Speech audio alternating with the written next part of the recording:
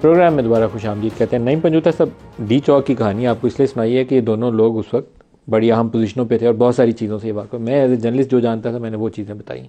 आपसे as a lawyer, as a कानूनदान, आपसे मैं अगर राय ले लूँ, सुप्रीम कोर्ट इस मामले में डी चौक वाला मामला तो अभी वो नहीं देख रहे, फैज़ाबाद वाला देख रहे हैं, लेकिन उनका किया हुआ एक फ़ैसला SOPs तय करना या उसके ऊपर एक गाइडलाइंस देना वो बहुत सारे मसाइल का हल दे सकती है। क्या इसके ऊपर खुले दिल से तहकीकात कर लेनी चाहिए या नहीं करनी चाहिए? बहुत शुक्रिया जी। जो आपने इंट्रोडक्शन करवाया पहले स्टार्ट में, मैं तो बड़ा साथ साथ हैरान रहा कि आपने मुकम्मल तौर पर PMLN या इमरान खान साहब के ख़िलाफ़ की और PMLN के हक़ में आपने पूरा इंट्रोडक्शन करवाया। जो हक़ाइक़ थे वो वही बयान करने थे। नहीं, देखें, हक़ाइक़ के अंदर ये भी हक़ाइक़ ऐड करें कि इस वक्त क्या हो रहा है और इमरान खान कैसे अंदर डी चौक का धरना, देखो डी चौक का धरना डिस्कस करूंगा तो उसको मैं 2023 की इमरान की जेल उस वक्त पता नहीं थी, अभी तो मुझे डी चौक का धरना बताना है। मॉडल टाउन आपने डिस्कस किया है ना, तो उसके अंदर आपको चाहिए था कि ऐड करें कि मॉडल टाउन के अंदर क्या हुआ। आज भी वो क्लेम किया जाता है कि वर्दियों वाले लोग उठाकर ले जा रहे हैं, लेकिन पता ही नहीं है कि वो पुलिस की वर्दियों में लोग आए हुए थे जो अगवा करके एक सवाल है, मॉडल टाउन वाले वाक़े के अंदर मैं बहुत इस पे दुखी था कि वो खवातीन को जो गोलियां मारी गई थी, वो बच्चियां छोटी थी, बहुत जुल्म था। मैं तो शहबाज शरीफ को कहता हूं उसको स्टेप डाउन करना। उसके ऊपर क्या हुआ? ये तो मिले हुए थे ना में सुप्रीम कोर्ट के ऊपर जो है हमला किया गया, उसके ऊपर क्या हुआ? ये तो लोगों के ऊपर इल्जाम था। आपने क्या क्या मॉडल टाउन में ये बता के हवाले से, मुंबई हमलों के हवाले से, मुंबई यानी जब इन्होंने ये कहा 4 साल हमारे इन्वॉल्व हैं, 4 साल में PTI की दौरे हुकूमत में मॉडल टाउन 2011 में इमरान खान की हुकूमत, मॉडल टाउन के ऊपर आपके 3.5 साल में क्या पेशरफ्त हुई? 2022 topic by topic no confidence के जरिए इन्होंने हटाया। Topic by topic, topics wise आ जाए ना। मॉडल टाउन में 3.5 साल में आपकी क्या पेशरफ्त? 5 साल में क्या किया आपने? हमें आप फांसी लगा देते। शहबाज शरीफ को पकड़ते और देखिए, वो तो आपको फांसी जिधर आपकी सेटिंग है कौन आपको लगाएगा? आप तो जो है 3.5 साल में क्या किया आपने, बताइए। देखें, अब इमरान खान ने खुद थोड़ी केस बनाने थे, अदारों ने बनाने थे और अदारों ने आपके हक में स्टेटमेंट्स दिए हैं। आज देख नहीं रहे, तो आपके पास उधर से वेलकम किए जा रहे हैं, लंदन से निकले हैं और क्या तहकीकात हुई इस्लामाबाद आने तक।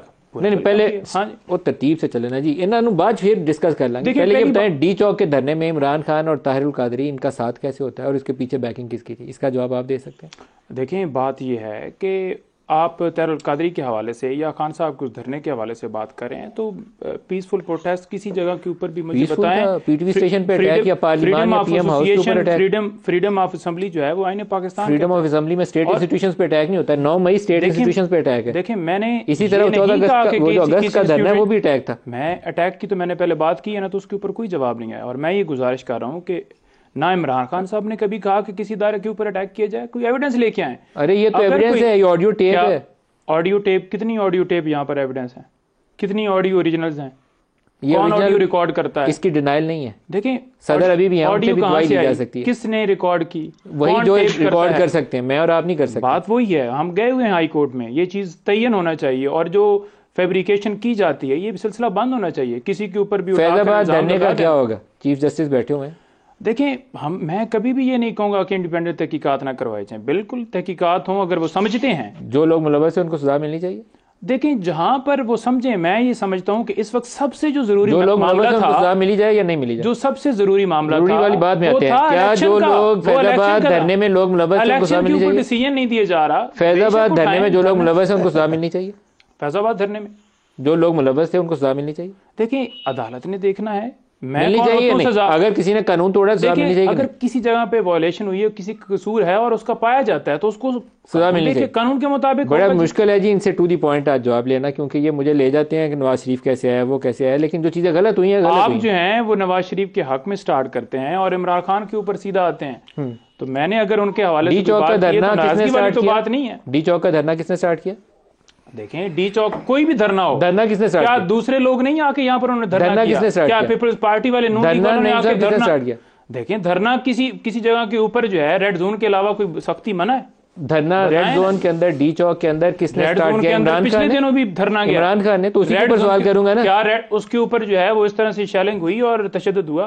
क्या पार्लियामेंट के ऊपर चढ़ दौड़ना, PM हाउस के ऊपर चढ़ दौड़ना, PTV स्टेशन पे कब्जा कर लेना, PTV की नशरियात बंद कर देना, हमला किया जाए? कौन कह रहा है कि इमरान खान ने कहा है कि आप PTV के ऊपर हमला करें? हम ये कह रहे हैं कि जिन लोगों ने, वो दोबारा जरा प्ले करिएगा जी तारुल कादरी। वो इमरान खान वाला हिस्सा मैं ऑडियो का नहीं सुना रहा, सिर्फ जो अलवी साहब की कॉल है, वो हिस्सा सुना रहा हूँ, बाकी वो नेट के ऊपर अवेलेबल है और हम उसको दोबारा किसी सोशल मीडिया पे पोस्ट भी कर सकते हैं। दिखाइएगा भाई साहब, मेरी एक दरखास्त ये थी, ये पीटीवी के अंदर घुसकर नशरियात भी बंद हो गई हैं। ये ऑडियो जो है ओरिजिनल है। नईम पंजूथा साहब की मंजूरी ये है जफर साहब कि इन्होंने अपनी पार्टी को डिफेंड करना है, इसलिए वो मुझे कहते हैं कि मैंने नून लीग के हक में किया और उसके खिलाफ किया। जो काम में जो जिम्मेदार है उसका नाम लेना मेरी जिम्मेदारी बनती है। फैज़ाबाद की तरफ आते हैं। फैज़ाबाद का मामला के पास है और जनरल फैज़ का उसमें जिक्र है। 3 फैज़ हैं इसमें, अब जीतेगा कौन सा फैज़? देखिए, मैं तो एक ख़ास राय रखता हूँ इस मामले पर। वो ये है कि इदारों के दरमियान जो रशाकशी है उसका अंजाम पाकिस्तान में सियासी इदारों की कमज़ोरी के नतीजे पे निकला है आज तक। ठीक, मैं विश के ये वाला मामला आज अदालत में लिया, ये नई लड़ाई की तरफ ना जाए। अल्लाह करे, हाँ, अल्लाह आइंदा करे के लिए हल अच्छे तरीके से चले, अच्छे तरीके से अल्लाह करे कि जैसा आपने कहा ना कि वो दोस्त भी और हुकूमत भी इंक्वायरी कमीशन अल्लाह करे बना लें। और मैं तो कहता हूँ मुशावरत से बनाएं। फैज़ाबाद धरने के पीछे कौन था?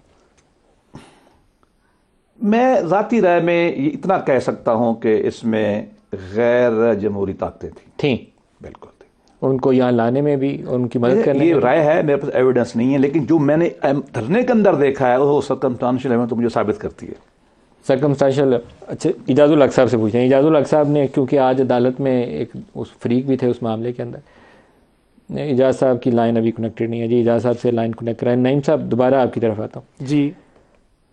फैज़ाबाद वाला इंसाफ हो ही जाए एक दफ़ा तो शायद आइंदा से इस तरह के वाक़यात को रोकने में मदद मिल जाए। बड़ा मुनासिब होगा कि ये इनको भी बुलाया जाए, एहसन इकबाल को बुलाया जाए, बाकी लोग जो ज़िम्मेदारान थे, और उनसे अंडर ओथ वहाँ गवाही ली जाए। क्या कहते हैं आप? देखें मैं तो इस चीज़ का गवाह हूँ कि इमरान खान साहब के ऊपर अभी भी पीटीवी पार्लियामेंट हमला केस चल रहा है। इमरान खान की हुकूमत रही है, उसने अपने केस ख़त्म नहीं करवाए। जिस तरह 16 महीने इन्होंने हुकूमत की और नैब के अंदर तरमीम करके अपने रेफरेंस जो हैं वो वापस भिजवाए, ऐसा काम इमरान खान ने नहीं किया। और अभी भी जो केसेस चल रहे हैं उसने ये नहीं कहा कि मुझे जो है मुझे माफ़ी दे दो, मैं बाहर जाना चाहता हूँ, मैं डील कर लूँगा। वो तो फेस कर रहा है। दूसरी तरफ अगर देखा जाए तो नैब हो या कोई इदारा हो तो उसकी सारी जो है वो एक तरफ हैं। लेकिन अगर आप ये बात करते हैं कि धरने का जिम्मेदार कौन है, ये भी पूछ लें कि इमरान खान की हुकूमत हटाने का जिम्मेदार कौन था? ये वाले जी, ये वाले थे। इमरान की हुकूमत हटाने का जिम्मेदार ये आईनी हुकूमत को जिस तरह से हटाया गया वो ठीक था। हटाए का तरीका तो ठीक था, लेकिन जिनसे इन्होंने मदद ली थी वो मदद वाला तरीका जैसे नो कॉन्फिडेंस हुआ। जनाब नदीम साहब सच बात करें, नो कॉन्फिडेंस सही लिया था, कैसे मंडियां लगी, कैसे लोगों, और जैसे अभी उठाया जा रहा है जिनसे मदद क्या आप ये समझते हैं कि इस्तकाम में कोई बंदा जा रहा है दूध का धुला हो जाता है, या आप ये समझते हैं? आप सवाल दुरुस्त नहीं कर रहे, आप सवाल पूछे कि इन्होंने मदद किसकी ली थी। जी पूछे जी पूछे किसकी मदद ली थी, आप पूछे जी, बताएं ना। उनकी मदद ली थी जिसकी मदद 2018 में इमरान खान ने ली थी। तो क्या वो दोनों का नाम लेंगे आप? नहीं, देखें आप ये समझते हैं कि आईनी तरीके से हटाया गया? वोट डालने का तरीका नहीं था, जिनसे मदद ली थी वो तरीका मैं तो ये समझता हूँ ना